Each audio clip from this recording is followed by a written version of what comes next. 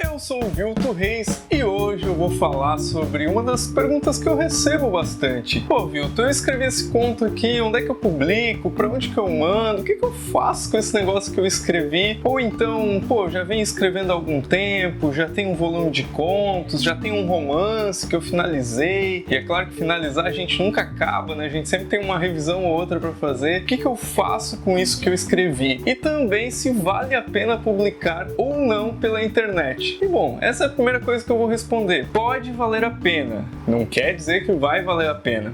O que eu quero dizer com isso? É que muitas das vezes o pessoal publica, por exemplo, em grupos de Facebook, cria lá um blogspot, lá, né, o blog do Google, e vai lá, publica um conto, uma poesia, uma crônica e sai mandando para todo mundo, assim, para todos os familiares, para todos os amigos. E a ideia que se tem quando você quer ser um escritor publicado, que você quer ser um escritor que consiga, né, vender seus exemplares de livro, é que você justamente fure essa bolha, né? Essa expressão de furar a bolha é das minhas amigas Mari e Jade, do Escritor Publicado, que é uma consultoria para escritores e que a gente lançou agora recentemente em conjunto um curso aí de técnicas, né, para você atrair leitores. Se você quiser dar uma olhada, tá aqui embaixo na descrição da rusga. Então elas usam esse termo furar a bolha, que é você ir além daquele grupo de pessoas que são as pessoas próximas. Se você quiser ir além, você tem que ter sim uma certa frequência de publicação, uma estratégia mesmo de publicação e alguns caminhos, né? Então, aonde que você pode publicar? A gente tem o Wattpad hoje no Brasil muito forte, né? Inclusive alguns best-sellers já saíram do Wattpad, porém, o público que é um público leitor do Wattpad, ele é um público mais jovem que tende a gostar de um mesmo estilo de literatura. Então, é um público um pouco resistente a estilos diferentes de literatura, já para você ficar sabendo qual que é o perfil do público. Aliás, é importante diferenciar aqui, né? A gente tem as plataformas que já possuem leitores, então você vai publicar lá e, claro, lá dentro existiu algumas estratégias para conseguir leitores, mas elas já possuem um grupo de pessoas que vai até lá para ler histórias. E a gente tem os blogs, o Medium, que é um canal muito legal de você publicar textos, que são que você vai ter que correr atrás desses leitores. E existem seus prós e contras nos dois. Nas plataformas como o Wattpad, que eu citei, e eu citaria ainda a Suic, que chegou bem forte aqui no Brasil também, é uma plataforma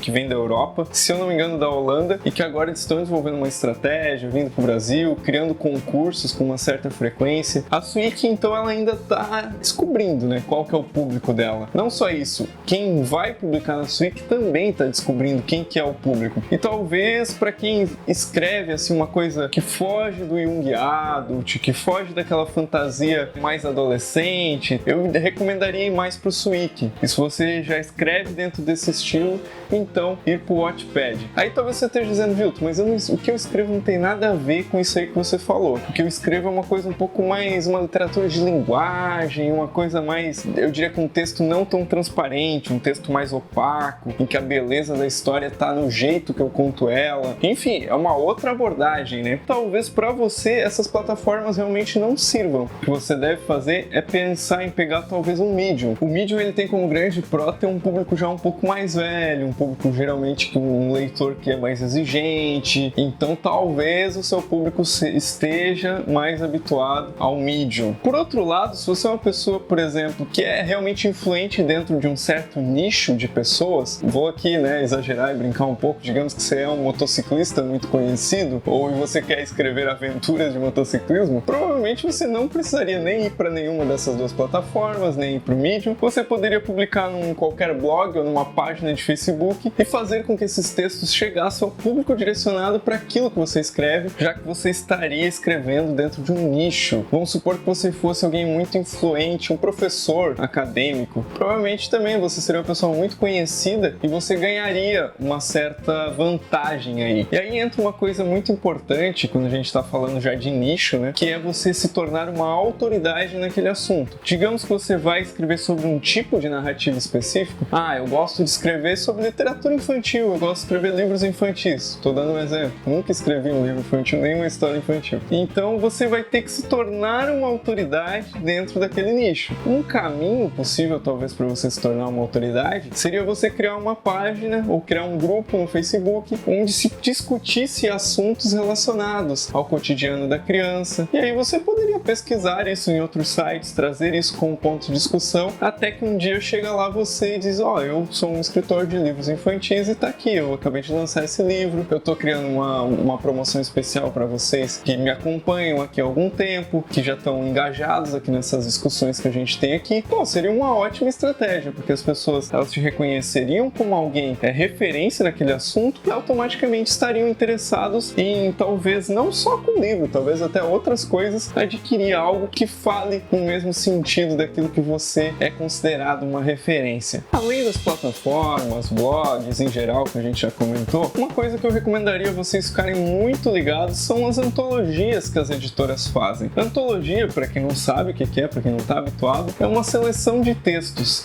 Geralmente, uma editora vai lá, propõe um tema para as pessoas escrevem contos sobre aquele tema e enviam para a editora seleciona uma quantidade específica, ali 10, 12, 15 contos e publica um volume fechado. Para quem está começando a escrever, para quem quer se destacar aí, para quem quer aparecer, é legal que você saia primeiro, talvez, junto com outros escritores. Isso vai dando uma certa referência para você também e você, claro, pode fazer um network muito legal, porque você pode conhecer esses outros escritores que também estão começando com você e talvez, por que não, desenvolver projetos aí juntos correlacionados. Vou fazer um pequeno alerta aqui, tá? Cuidado com as editoras que são prestadoras de serviço, que não são editoras. E aí você pode estar pensando, Vilton, qual que é a diferença? Basicamente, uma editora, ela não cobra do autor para publicar. Uma editora, ela recebe os originais, ela faz o trabalho, ela aposta no autor e ela publica. Uma prestadora de serviços, ela recebe dinheiro do autor e faz uma edição conforme aquilo que ela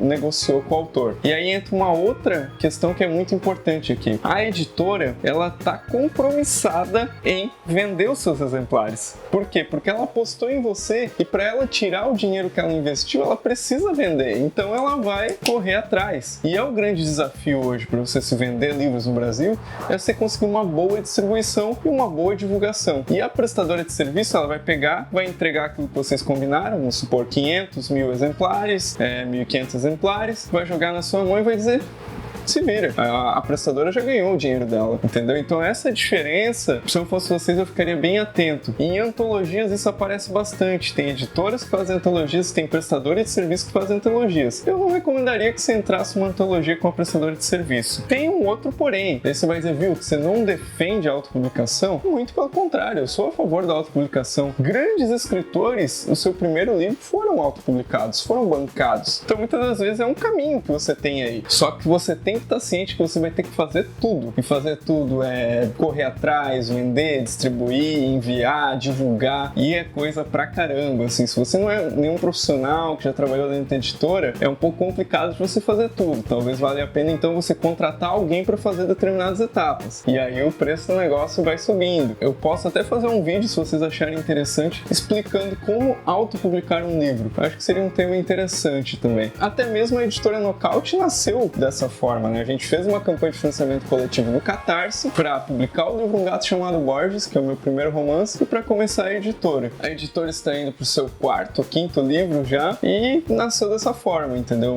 Como se fosse uma autopublicação juntamente com crowdfunding, né? Com financiamento coletivo, e assim surgiu a editora Nocaute. Mas para você entrar nas antologias também é importante uma coisa, que você escreva bem, que você escreva bons contos, e essa coisa dos desafios de temas são muito bons, porque eles ajudam você a escrever às vezes fora de um tema que normalmente você escreveria. E claro, para você evoluir na sua escrita de contos, eu também vou deixar aqui uma forma de você melhorar a sua escrita. Aqui embaixo na legenda desse vídeo vai ter um link para um formulário onde você preenchendo você recebe uma série de dicas de escrita de contos, uma série de dicas especialmente para quem quer escrever contos que eu criei lá na Rusga e que eu acredito que pode ajudar você. Então fica o convite também para você evoluir aí nessa questão do conto. E o último ponto que eu queria abordar aqui, que também é legal para quem está começando a escrever, pô, Vilton, para onde eu mando os meus textos, caramba? Se eu sei que uma editora que ela não conhece o nome do autor, ela provavelmente não vai publicar, porque ela teme que aquele livro fique encalhado no depósito da editora, que geralmente são depósitos muito pequenos para muitos livros. Então, um outro caminho, que também foi um caminho que eu tomei, é enviar para prêmios literários. Vamos supor que você fechou um volume de contos, tem aqui 15, 20 contos, fecha no mesmo documento do Word. Aí, às vezes é bom que você não tenha publicado esses contos. Então, vai publicando algumas coisas e vai reservando outras, se você quer fazer esse trabalho de publicar na internet. Para que quando surge um concurso que diz assim, isso às vezes está lá no edital, leia um edital com atenção. Isso é importante, gente. A gente quer textos completamente inéditos, nunca publicados de forma impressa ou na internet. Aí você vai ter aqueles textos que você vai mandar para o concurso. E esses concursos são muito legais porque alguns deles dão prêmio em dinheiro, alguns deles garantem publicações às vezes em grandes editoras. Alguns concursos que eu indico, né? Os concursos da Amazon, prêmio Kindle, o prêmio Sesc de literatura, que eu participei, fui finalista com meu livro Um Gato Chamado Borges. Tem o prêmio Paraná de literatura, tem outros prêmios aí espalhados pelo país. Então eu recomendo que você participe desses prêmios também, pela forma de você continuar se desafiando e conseguir, quem sabe, uma forma de publicação. Muitos dos escritores que venceram esses prêmios, principalmente o prêmio Sesc, que eu conheci, eu tive o privilégio de conhecer alguns desses escritores, eles não esperavam que eu ganhasse, eles mandaram de um jeito muito despretensioso e deu certo e eles venceram. Então leve isso em conta. E eu espero nesse vídeo aqui ter respondido um pouquinho da sua pergunta aí. Aonde, eu publico as coisas que eu escrevo, como eu consigo, me projetar, como eu consigo aparecer. Eu sugeri alguns caminhos, apontei alguns prós e contras e com certeza vão surgir muitas dúvidas e muitas outras perguntas. Eu peço que vocês coloquem aqui nos comentários desse vídeo, porque eu posso estar fazendo outros vídeos ou responder vocês diretamente ali nos comentários. Então, se você gostou desse vídeo, dá um like, assina o canal e assina as notificações para não perder nenhum vídeo. E é isso. Até o próximo vídeo.